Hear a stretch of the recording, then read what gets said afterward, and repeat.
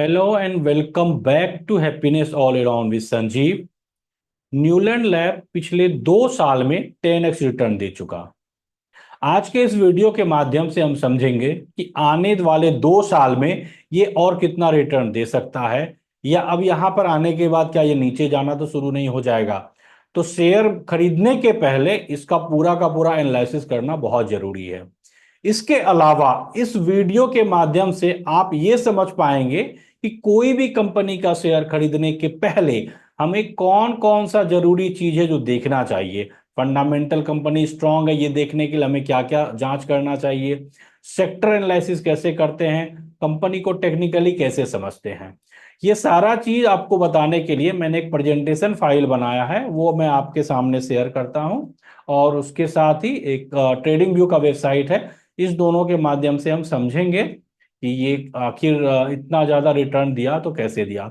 देखिए, ये मैंने चार्ट खोला हुआ है, आप देख सकते हैं ये चार्ट।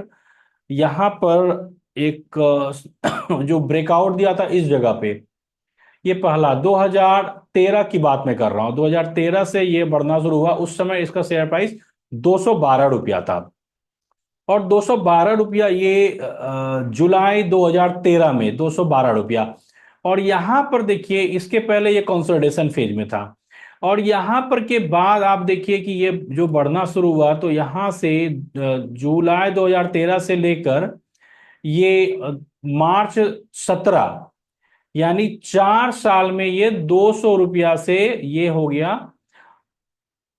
1400 रुपया। यानी कि 7x रिटर्न पहले बीत दिया। यानी 4 साल में 7x रिटर्न दिया, और उसके बाद फिर ये डाउन ट्रेंड में चला गया था। 2017 से लेकर 2020 तक ये डाउन ट्रेंड में था।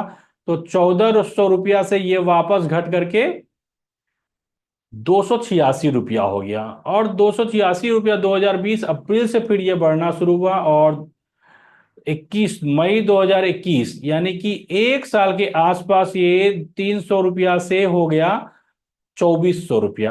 8x फिर बढ़ गया यहाँ पर। और यहां से फिर कुछ दिन के लिए डाउन ट्रेंड पड़ गया। और अभी जो लास्ट ये बढ़ना शुरू हुआ है अप्रैल 2022 में, अप्रैल या मई जून से कहिए जब बढ़ना शुरू हुआ, तो उस समय करीब करीब 1200, 1300, 1400 के आसपास का प्राइस था। और वहां से बढ़ते बढ़ते अभी आप देखिए कि अभी इसका प्राइस हो गया 14,606 रुपया। तो ये 10x बढ़ चुका है। आइए अपने प्रेजेंटेशन फाइल पर इसका एनालिसिस करते हैं और समझते हैं कि ये आखिर कैसे बढ़ा। ये डिस्क्लेमर है कि मैं एक सेबी रजिस्टर्ड एडवाइजर नहीं हूं, और ये मैं वीडियो बना रहा हूं एजुकेशनल पर्पज से। आप अपना रिसर्च करके ही बाय ऐड या सेल करेंगे। न्यूलैंड लेबोरेटरीज ये स्मॉल कैप है, और ये सेक्टर है health care sector. Health care sector पर मैंने पहले भी 2 वीडियो बनाया है, 2 अलग अलग कंपनी का। एक बनाया है मैंने नारायणा और दयालया पर, और एक बनाया है मैं उसका और एक बनाया था मैंने पॉलीमेडिक्योर। तो हेल्थ केयर सेक्टर पर मैंने 2 बनाया, लेकिन उसका इंडस्ट्री अलग था। इस आज जो मैं बना रहा हूं ये अलग इंडस्ट्री से है। तो यदि आपने नहीं देखा वो दोनों वीडियो, तो मैं आपको लिंक दे दूंगा डिस्क्रिप्शन बॉक्स पर, आप जरूर देखिएगा। इसका इंडस्ट्री है फार्मास्यूटिकल्स एंड ड्रग्स इंडस्ट्री। हम सबसे पहले समझते हैं अब इस सेक्टर में, हेल्थ केयर सेक्टर में कौन कौन सी इंडस्ट्री आती है। एक तो आती है मेडिकल इक्विपमेंट्स, सप्लाईज, एसेसरीज, इसमें 15 कंपनीज है। दूसरी इंडस्ट्री आती है hospital and health care services, इसमें 57 कंपनीज है। इसी हॉस्पिटल के अंतर्गत नारायणा जो कंपनी है उसके बारे में मैंने एनालिसिस किया था। और पॉलीमेडिक्योर इस इंडस्ट्री के अंतर्गत आती है, इसके बारे में मैंने वीडियो बनाया हुआ है। और तीसरी इंडस्ट्री है फार्मास्यूटिकल्स एंड ड्रग्स, जो कि आज मैं न्यूलैंड लैब बना रहा हूं, ये इस इंडस्ट्री के अंतर्गत ही आती है, जो कि आपने अभी देखा। तो अभी ये हमारा ये तीनों इंडस्ट्री कवर हो गया, तीनों से एक कंपनी हो गया। सेक्टर एनालिसिस में देख लीजिए कि हमारा जो इंडिया का जीडीपी है उसमें हेल्थ केयर सेक्टर का कंट्रीब्यूशन है 4%। 4% हिस्सेदारी है, ये कंट्रीब्यूट करती है जीडीपी में। हिस्टोरिक ग्रोथ की जहां तक बात है, तो 2016 से लेकर के अभी तक में 22% कैपिटल एनुअल ग्रोथ रिटर्न यह दे चुका है। हेल्थ केयर सेक्टर की मैं बात कर रहा हूं। और एक्सपेक्टेड ग्रोथ की जब हम बात करें तो आगे का ऐसा अनुमान है कि 19 to 20% के आसपास इसका CAGR ग्रोथ रहना चाहिए, और 2026 तक $610 बिलियन ये पहुंचने का उम्मीद है इसका हेल्थ केयर सेक्टर का। उसके पीछे कारण यही है कि जो एजिंग पॉपुलेशन है, जो एजेड लोग हैं, उसका पॉपुलेशन काफी ज्यादा बढ़ता जा रहा है। लाइफ स्टाइल डिजीज भी एक कारण है, digital health innovation, increasing government expenditure भी गवर्नमेंट कर रही है। इन सब वजह से ऐसा एक्सपेक्टेशन है कि इस रेट से यह बढ़ेगा। उसके अलावा हम देख लीजिए कि मेडिकल डिवाइस मार्केट, एक एक चीज को अलग अलग दिखाया गया है इसमें, कि मेडिकल डिवाइस का जो मार्केट है वो 15% CAGR से बढ़ने का उम्मीद है। क्योंकि मेडिकल डिवाइस में जैसे MRI है, CT स्कैनर, स्कैनर, ये सब आ जाता है। टेलीमेडिसिन, ये अब एक नया चलन आ गया टेलीमेडिसिन का। मेडिसिन हम लोग फोन पर ऑर्डर करके मंगाते हैं, ये भी काफी तेजी से बढ़ रहा है, और ये 31% CAGR से बढ़ने का उम्मीद है 2020 से 25 के बीच में, ऐसा अनुमान लगाया गया है। ये भी एक कारण है। डायग्नोस्टिक मार्केट भी ये बढ़ रहा है, डायग्नोसिस का मार्केट, और ये 20% CAGR से बढ़ने का उम्मीद है।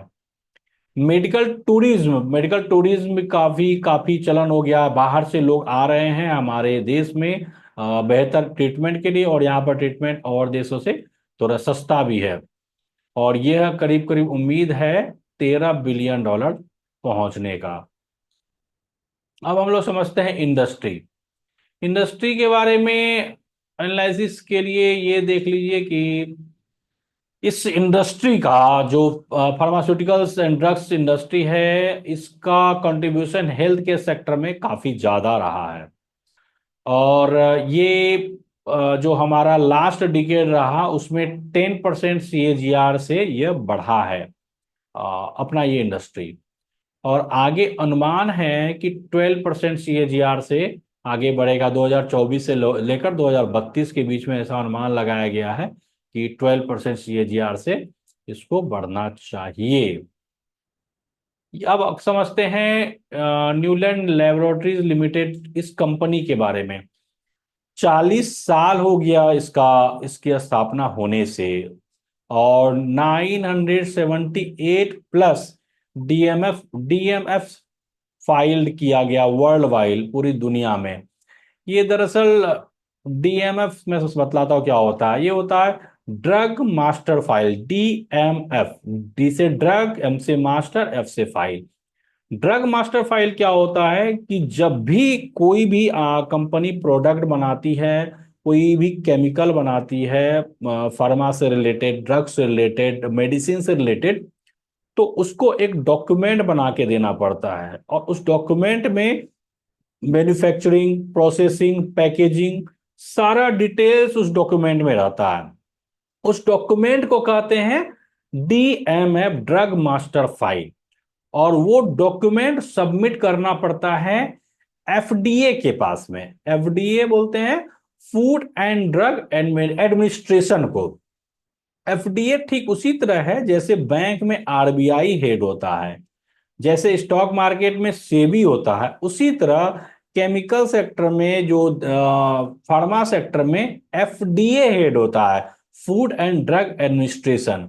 तो इस FDA के पास जो फाइल सबमिट किया जाता है, उस फाइल को कहते हैं DMF, ड्रग मास्टर फाइल।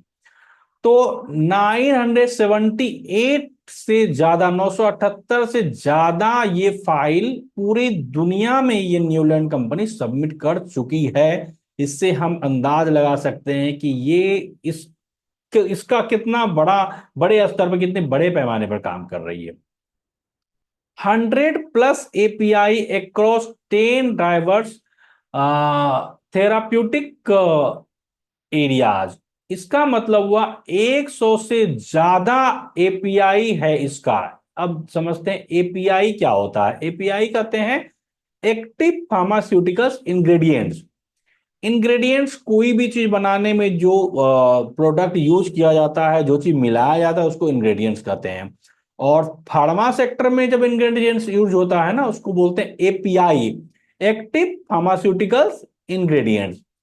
तो इस जो न्यूलैंड लैब का मुख्य काम है एपीआई बनाना, ये इंग्रेडिएंट्स बनाती है दूसरी कंपनी के लिए। मान लीजिए कोई कंपनी है जैसे सन माइक्रोफार्मा है या एस्ट्रोजेनेका है, ये मेडिसिन बना रही है, कैप्सूल बना रही है, टेबलेट बना रही है, ड्रग्स बना रही है। इसके लिए जो इंग्रेडिएंट्स चाहिए ना, वो ये न्यूलैंड लेबोरेटरीज ये बनाकर सप्लाई करती है। तो इसी को एपीआई कहते हैं। तो इसके पास ये 100 से ज्यादा एपीआई ये बनाती है। 78% रेवेन्यू इसको आता है बाहर से, यानी एक्सपोर्ट करके इसको रेवेन्यू आता है। ये 80 से ज्यादा ये अन्य देशों में ये सेवा अपनी दे रही है। 69 एक्टिव यूएस डीएमएफ, इसका मतलब वही हुआ कि ये यूनाइटेड स्टेट में जो डॉक्यूमेंट ये फाइल की है, ड्रग मास्टर फाइल एक्टिव है इसका 69। देखिए, मान लीजिए एक जब इंग्रेडिएंट्स बनाएगी ना, तो उसके लिए एक फाइल बनाएगी, मास्टर फाइल। फिर दूसरा इंग्रेडिएंट्स बनाने के लिए, दूसरा केमिकल कुछ प्रोडक्ट बनाने के लिए फिर दूसरा सेपरेट बनाना पड़ता है। तो इस तरह से 69 एक्टिव डीएमएफ है ये, कहाँ पे? यूनाइटेड स्टेट में इसका। और 941 केएल है एपीआई मैन्युफैक्चरिंग कैपेसिटी। 1695 एम्प्लॉय काम कर रहे हैं। इसको देखकर ये हम अंदाजा लगा सकते हैं कि कंपनी पूरी दुनिया में बहुत बड़े पैमाने पर यह काम कर रही है। रेवेन्यू समझते हैं, यूएसए से 40% का रेवेन्यू जनरेट करती है, यूरोप से 30% का करती है, इंडिया से 20% और रेस्ट ऑफ द वर्ल्ड से 10% का रेवेन्यू है। शेयर होल्डिंग पैटर्न के बारे में देख लीजिए। शेयर होल्डिंग पैटर्न क्या बताता है? प्रमोटर्स होल्डिंग 33% है, थोड़ा कम है। एफ आई आई 27% है, डीआईआई 6% है और पब्लिक का 34% है। ये है फंडामेंटल एनालिसिस के लिए। मार्केट कैप इसका 18,740 करोड़ का है। स्टॉक पी 58 है। सेल्स ग्रोथ देखिए मोर देन 22% है। एवरेज सेल्स ग्रोथ भी बढ़िया है 3 इयर्स का, और एवरेज सेल्स ग्रोथ 7 इयर्स का भी मोर देन 15% है। तो सेल्स ग्रोथ यानी ईयरली ये रेवेन्यू बढ़ा पा रही है, सेल्स बढ़ा पा रही है। 15% से ज्यादा सेल्स बढ़ाना ये अपने आप में मायने रखता है।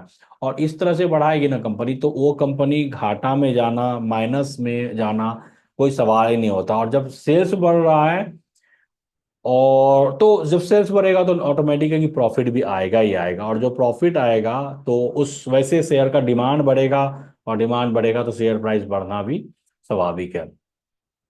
दूसरा इंपॉर्टेंट फैक्टर हम देख लेते हैं, डेट टू इक्विटी रेशियो, कर्जा। ये 0.07 है, तो ये काफी कम है, नेग्लिजिबल है। इसको बिल्कुल हम लोग माने कर्जा है ही नहीं, ना के बराबर है। प्रॉफिट ग्रोथ भी बहुत अच्छा है। कोई भी प्लेज नहीं है इसका, शेयर 0% प्लेज परसेंटेज है। इंटरेस्ट कवरेज रेशियो 30, बहुत अच्छा। करेंट रेशियो मोर देन 1 रहना चाहिए, ये 2 है, ये भी बढ़िया है। आरओसी देख लीजिए, ROC 33%, return on capital employed 33%। इससे हम अंदाजा लगा सकते हैं कि हम जो पैसा इन्वेस्ट करेंगे ना, उससे हमें कितना रिटर्न मिलने वाला है।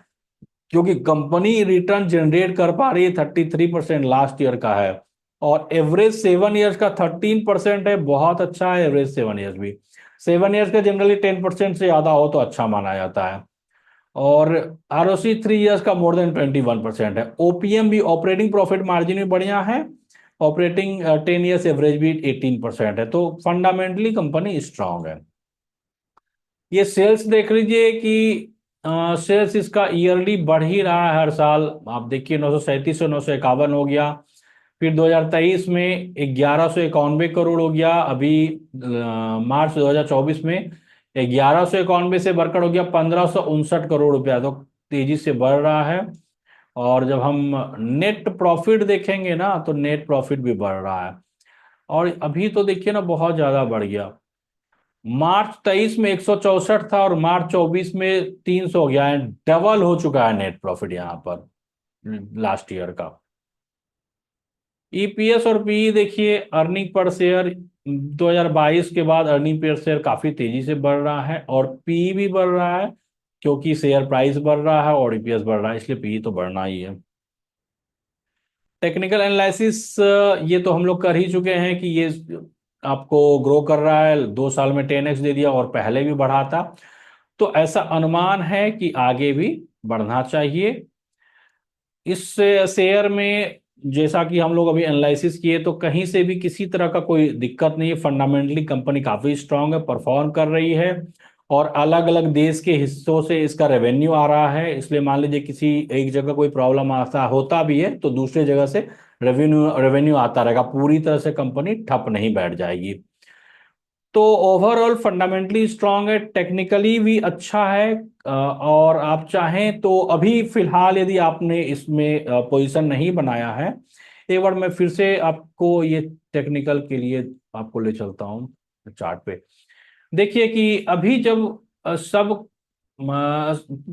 जगह आप देखे होंगे कि नीचे जा रहा था मार्केट। आप वहां देखिए, इसका डेली चार्ट में खोलता हूँ।